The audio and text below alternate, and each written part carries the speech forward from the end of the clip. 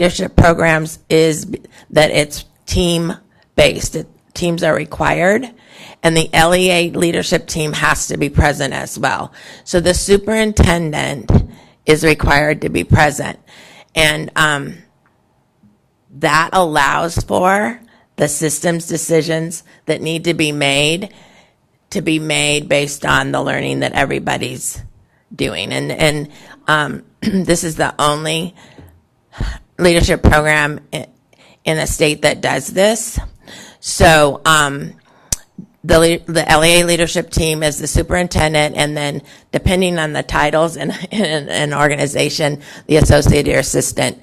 And we really encourage that teaching and learning people are there, human resources are there, SPED is there, principal supervisors, federal programs, whoever is applicable in that organization that's going to be impacted by the discussions and the learning.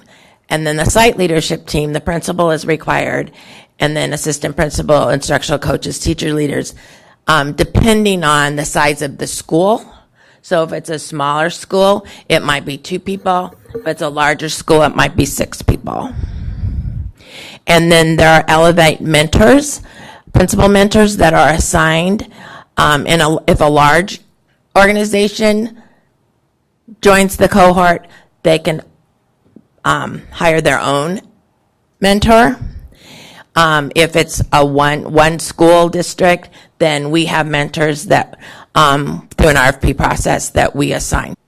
You apply and maybe get in, it's a year They have money for later. DNS schools. Right. So just late. Any way to like say, hey, if you get D or an F, We can only accommodate about 175 participants per cohort. So, and we have 2 cohorts going at a time. So if I had bigger staff, we could do more. So, Can we talk about that a little bit? yes. So it's 175 depending on how many people a school will include in the parts because it based on small or large.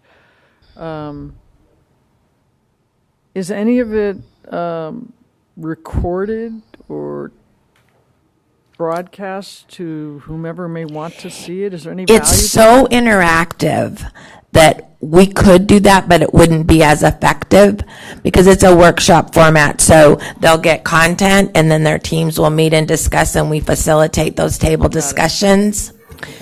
So it would be hard to do that. Some of our big speakers we've done that with, but it's not the same experience. Okay.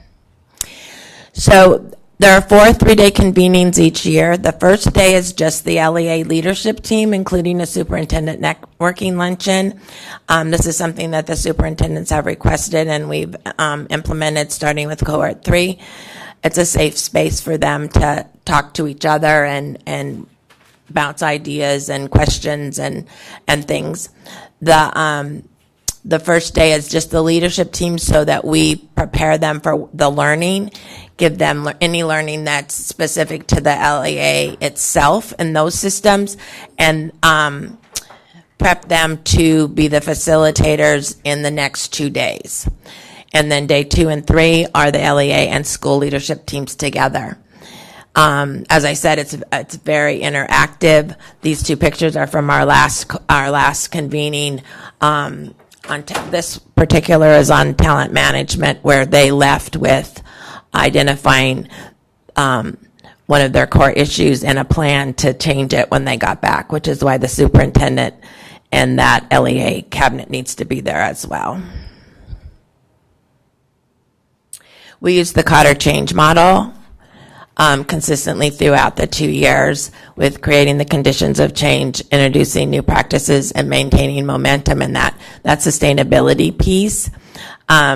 The foundational pieces are the pieces 1 through 4 that sometimes schools jump over, and they get to those, doing the things, completing the stuff, and that's why it doesn't stick. So we preach this. So effective equity-based leadership creates the conditions and culture necessary to transform the LEA and school systems to ensure each and every student thrives.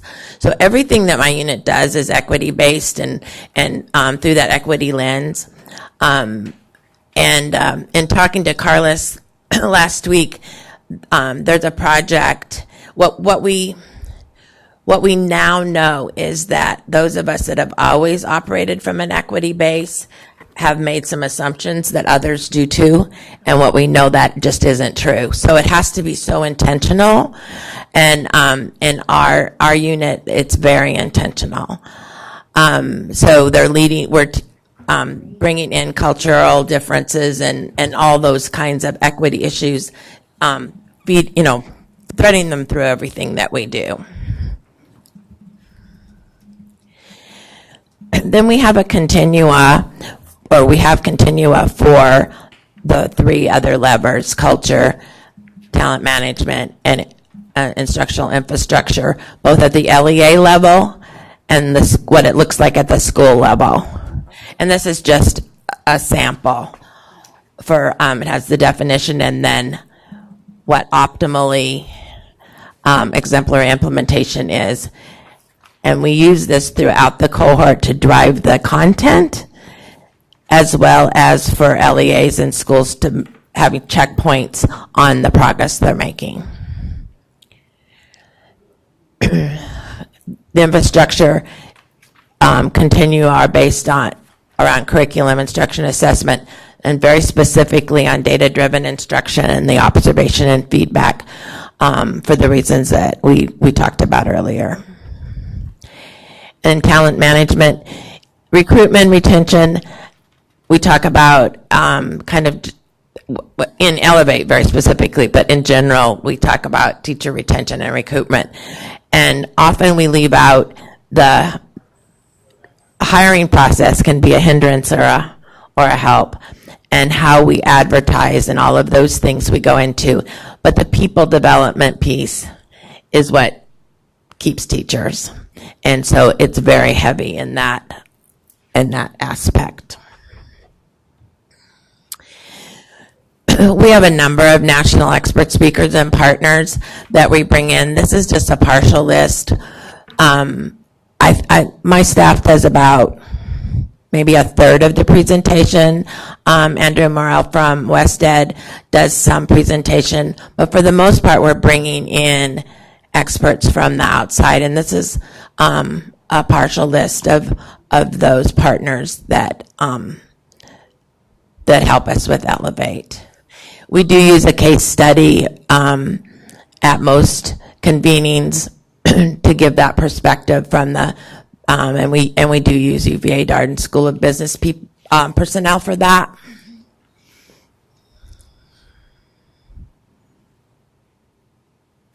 So, any questions about Elevate? Devin, so the intent of the two-year program is to work with the transition team or the turnaround team, if you will. How does the independent consultant fit into that picture? There aren't independent consultants in this. Sure. So if I'm a district or a school that's hired an independent consultant, am I duplicating what's available in Elevate, or does a consultant say, you guys got to sign up for this course? Cause it's No, they're really two very separate issues. Okay. So an LEA that's in Elevate seldom has external consultants that they're working with. So it sounds like they're somewhat duplicative, or they would they overlap. They could be. Because they so aren't necessarily in code. as an example, we had one small charter that had an independent consultant and was coming to Elevate. So it was problematic. And then so the consultant came.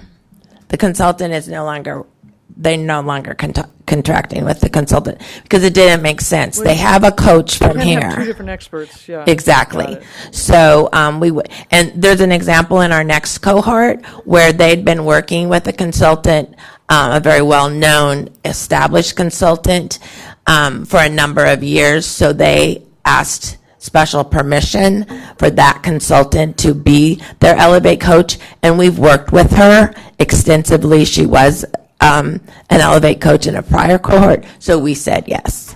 Thank you. And then what are your outcomes?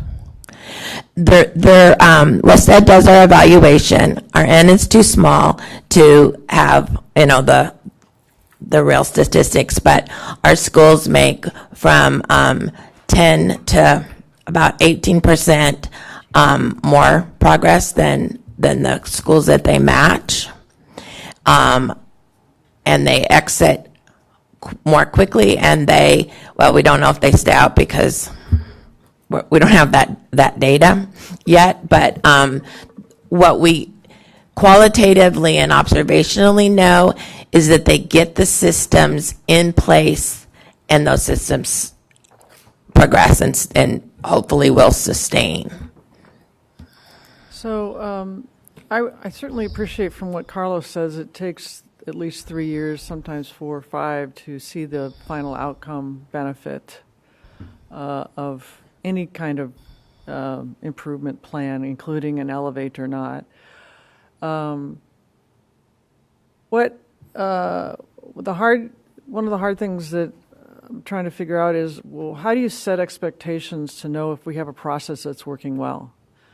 So if you go to a school and start setting up expectations for what we hope to see accomplished year 1, year 2, year 3, year 4, year 5, is something like that feasible, where you could actually say we want to start seeing a 10% improvement in your AZ Merit scores after year 2, or we want to see 15%. I mean, how do we start to measure the effectiveness of any kind of training or consulting arrangements that this board endorses? There are so many intervening variables that it's very difficult. But I think we could you could set targets, and we could work with research to help that make sense. But as an example, remember Ruiz School went from an F to a B, and looks like it's going to be an F again.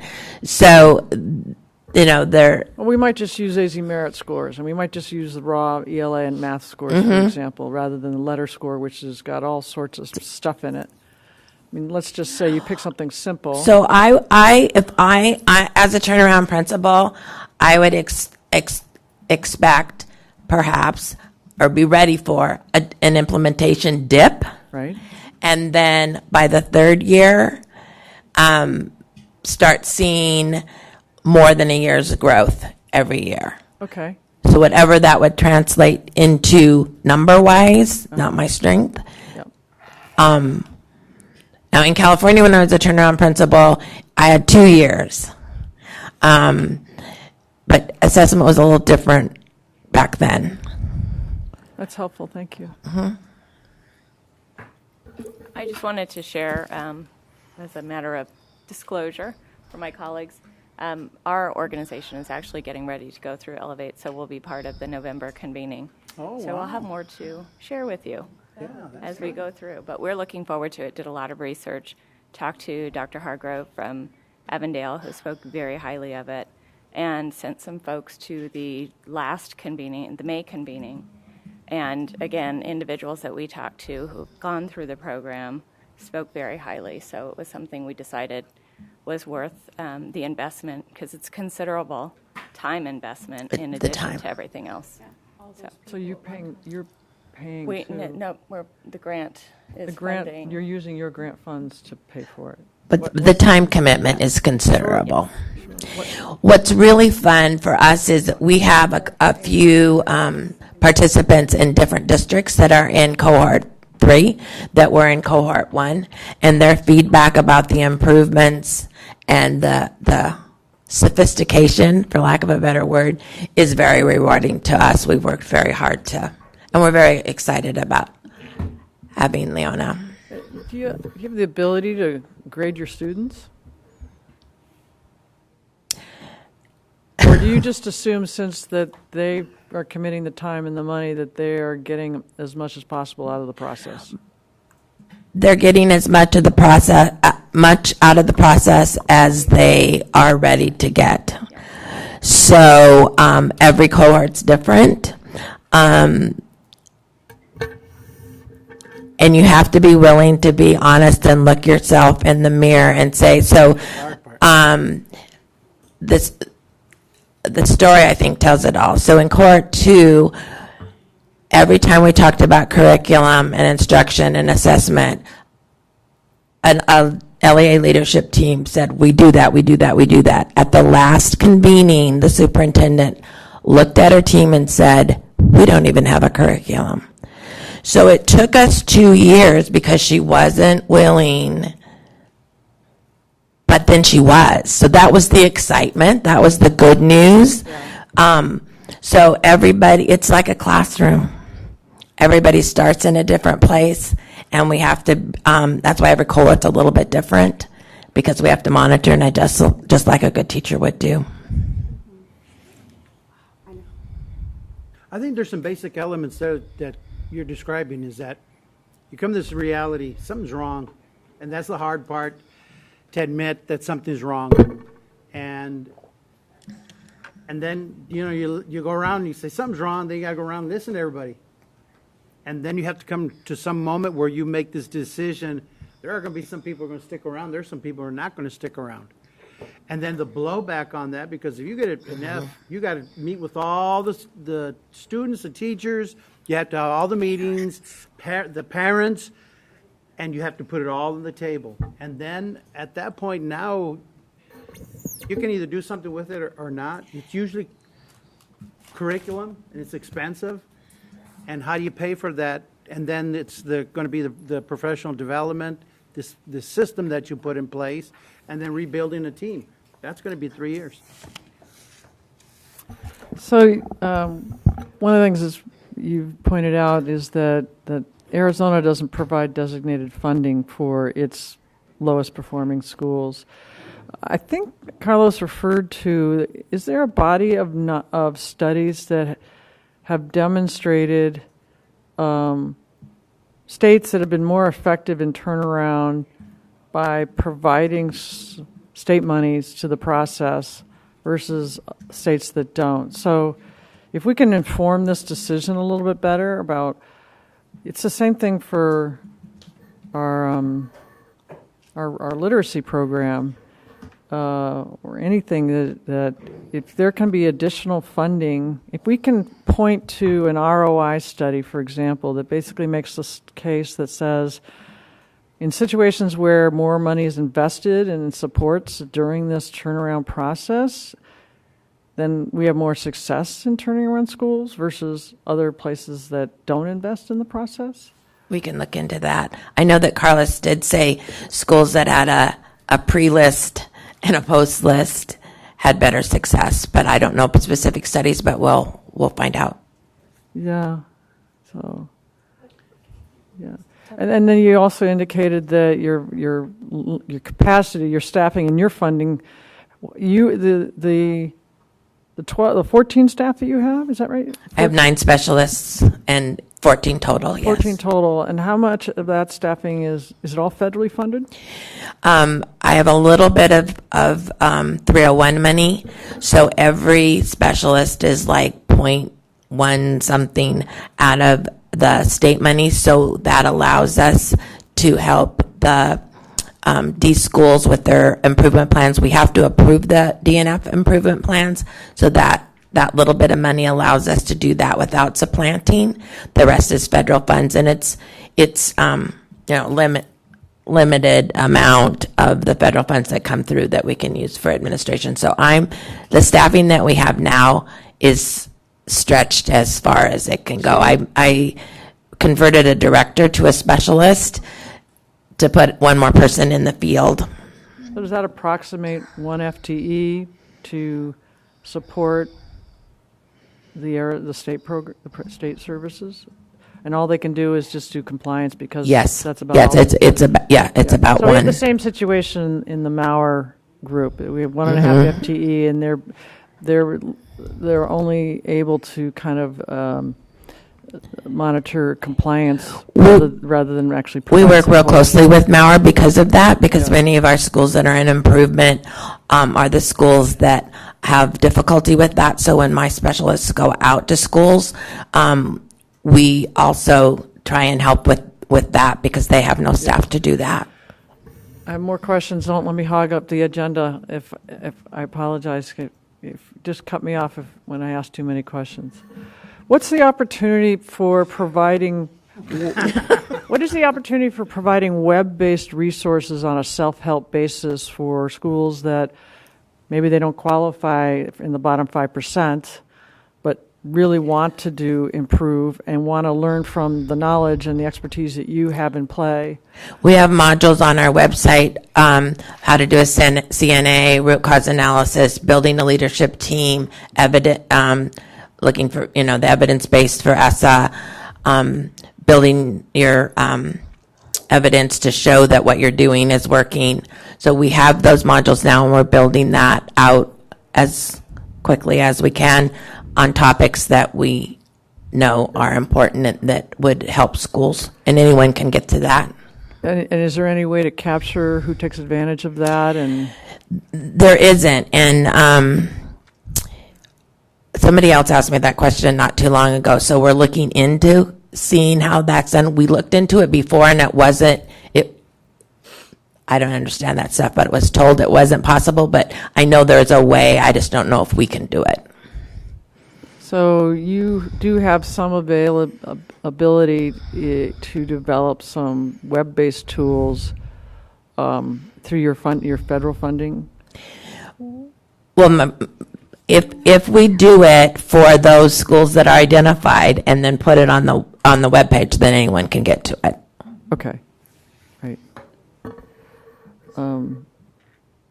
So it's the original intent Okay. that the funding is attached to. And other than what happens at the end of the 2 or 3 year period of moving off of the list, are there interim indicators or targets that you looked at? Because I really appreciated earlier on where you talk about implementation goals and outcomes lagging goals. So are there some interim indicator goals or that help measure and monitor that a school is doing the work that will lead to positive lagging outcomes? So part of the quantitative data that's looked at by schools are those leading indicators depending on their identified need and root cause. So the process goals and the quantitative goals that are attached to those. So like if you're working on attendance, the attendance goals would, or the attendance data would be part of that. They also turn in benchmark assessment data to us quarterly that they analyze, we analyze, they do reflections on. Part of our big wish would be one database that we can put all of that data in. Like in Georgia, populates that from the state level and gives it out to schools for all of those things that they collect, and then they just add that. That's long term. But that's part of the collection of data that I guess graduating is a good term. graduating works. Graduating after 2 years off the list, how many of them participated in the Elevate program? Now, I'm laughing at myself because I knew you were going to ask that, and I didn't count it up, and in the middle of the night, but I need to count those up. I'm not sure. Okay.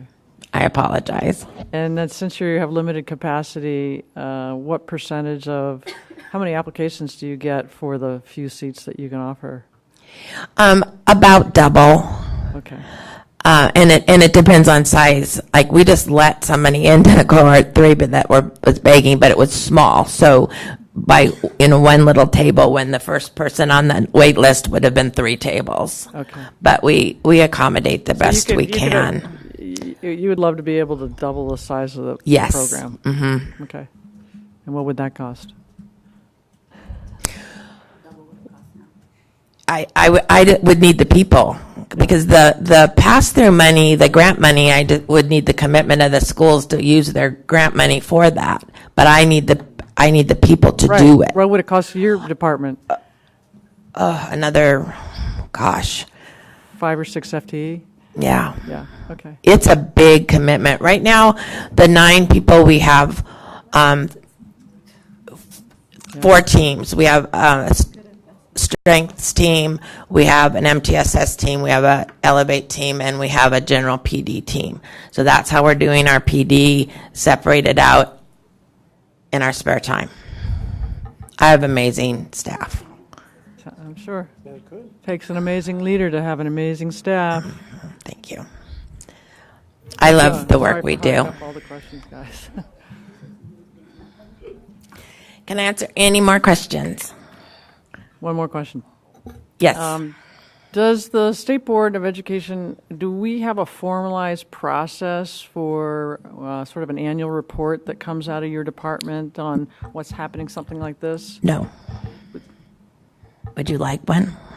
Please don't ask for it because I only have so many employees. No, I'm thrilled to share our work with you. We can, yeah. Why, Member Wellborn, why don't we as in Ketcher and I, speak to the leadership team of the department tomorrow at the leadership team on the potential for this I formalized would just say I process of think a this formal would be a report. great area to explore. Using the right terms. Well, that's the point. Yeah. Right. Thank you. Through Kelly. Okay. Anything else I can answer? Thank you so much for this opportunity. I love talking about the work we do. So thanks. So I'm thinking for the members of the board, thank you to Devin. But I'm thinking we can sit on this because I know, like, for me, I'm a little like loopy from this morning and then this on top, but I'm going to sit with it. I'm going to read back through all this great information that Devin gave us. Then I know I'll probably have some questions, a little deep dives in some other areas. So if you feel the same way and you want to give some of those questions to me, and I will make sure that Kelly and Devin get it, and then we can schedule like another study session on the topic. Sound good? Anything the members have for us as staff? Just one more question. I understand the Center for the Future of Arizona has its program, and I think there's 1 or 2 others that we've mentioned on from time to time. I'm enrolled in that. And Good for you. I had a first meeting with the Center for Future of Arizona, and I have a meeting this Thursday with them, so we can collaborate more. Right. So I would just be interested to know how similar the programs are, if there are any difference in outcomes, how they measure inputs and outputs, those kinds of things. Those aren't targeted to just, struggling schools. So I'd love to see a Well, I think they have a pretty open criterion at the CFA. The biggest difference is the team approach Yeah. and the requirement of the superintendent. Yeah. But certainly that, They're more principal directed, right? Yeah. yes, superintendent Yeah. visible to yes. And we had a short meeting a couple of weeks ago, or about a week and a half ago, and then this Thursday we're going to delve more into that on it. So I'm excited about learning more about theirs as well. And board members, just so you recall at the board's retreat, I believe it was Superintendent Hoffman that asked for the board to map out all of the leadership programs we have in Arizona. We're working on that, and the thought process behind that is that we can bring those leadership programs to the board so we can have presentations on what their program is doing, look at any data associated, inputs and outputs, including Elevate, so that we as a state board have a greater understanding of the different programs that we have in Arizona as it pertains to leadership. Anything else before I adjourn this meeting? Hey, man. We are done.